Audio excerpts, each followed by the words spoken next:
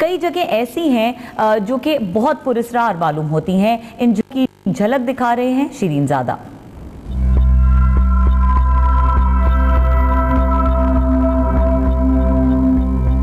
सैकड़ों साल कदीम 300 फुट ऊंचाई पुरस्कार गारें और मुख्तलिफ इक़साम के पौधे। स्वात की इलाका सरसने में वाक़या आइन कमर नामी माजी की इस निशानी को देखकर ही सनसनी दौड़ जाती है।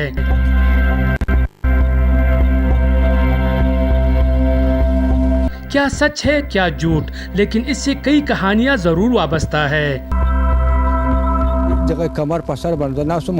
यहाँ पुरस्कार मखलूक को मैंने देखा है।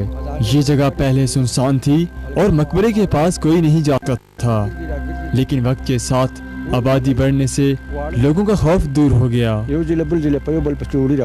पुरानी दौर की अफराद ही नहीं, आजकल की नौजवान भी आइन कमर के खौफ से बाहर न निकल सके। आइन कमर का जो हिस्ट्री है ना, वो तो सदियों पुराना है, लेकिन हमने अपने बुजुर्गों से जो सुना है ना इसके बारे में, तो आज भी हम लोग जब इधर से गुजरते हैं तो मतलब वो डर और जो खौफ है ना वो हमारे दिलों में अभी भी है। बच्चों की आवाज़ें होते हैं और जिन्नाती तकरीबात भी होते हैं, म्यूज़िक वगैरह।